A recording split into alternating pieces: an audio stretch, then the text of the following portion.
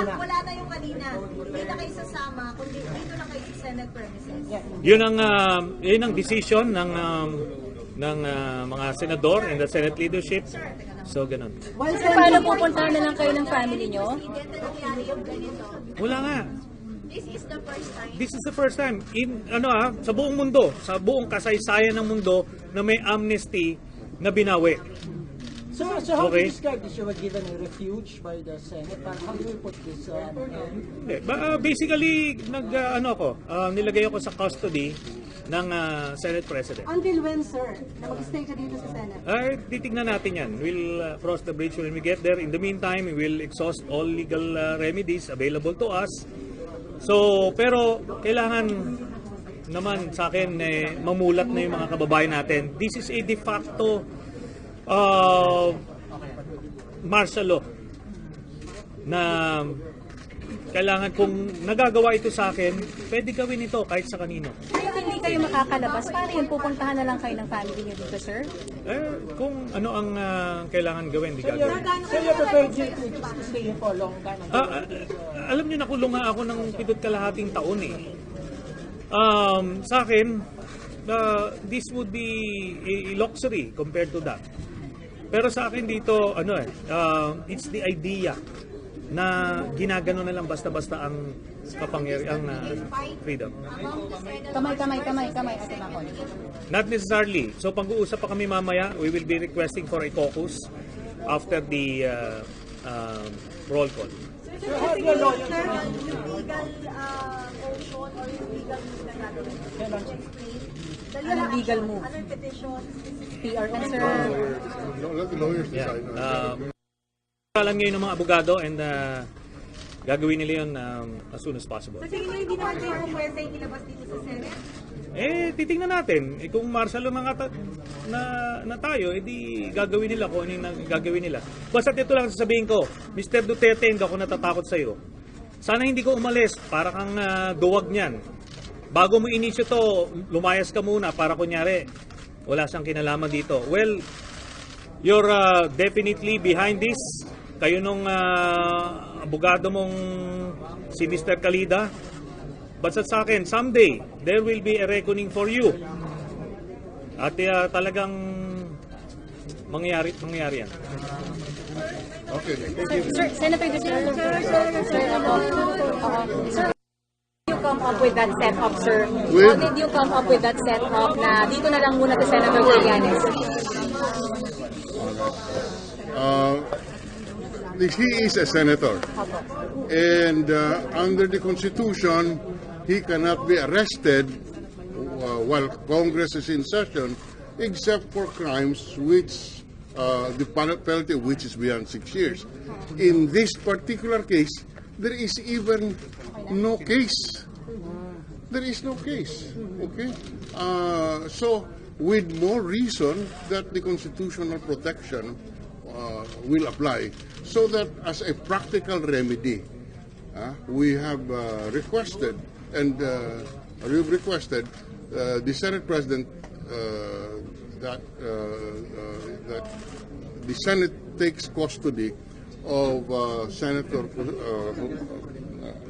Trillanes pending his ability or his remedies in our regular courts. So it was easy to convince the Senate President? In fairness to Senator Soto, even before we came in, he had already directed the Sergeant at Arms not to allow the arresting officers and to come into the premises.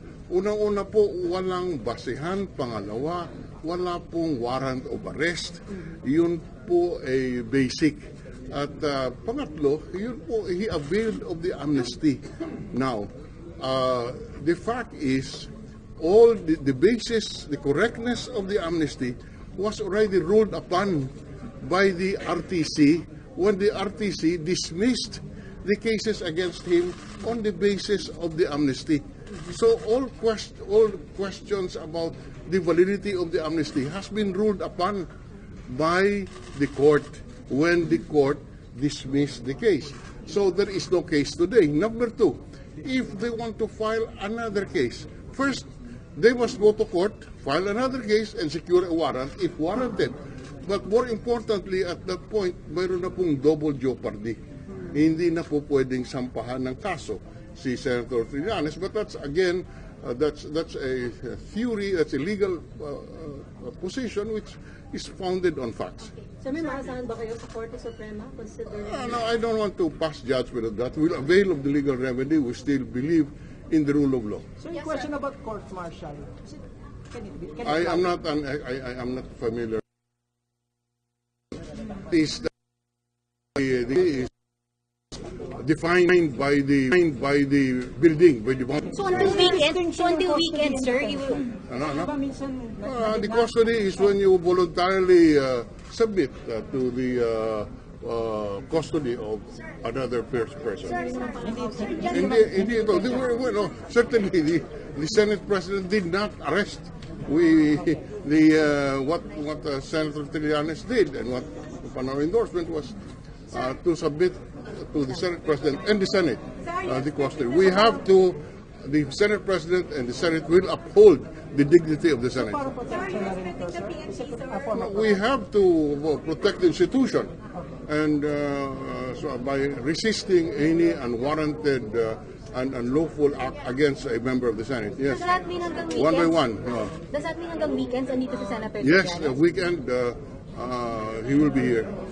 Yung mga pulis sundalo, Sir, Justice Guevara had expressed a contrary view. And he was saying that yung cancellation was cancellation of the amnesty was valid because it is void ab initio. Well, I'm sorry, but we strongly believe that the amnesty is valid. Number two, the validity of the application of Senator Trillanes was already ruled upon by the court when the court dismissed the rebellion and coup d'etat cases against him on the basis of the amnesty. If the amnesty application was not valid, then the cases should not have been dismissed. When the cases were dismissed, that is a recognition of the validity of the application.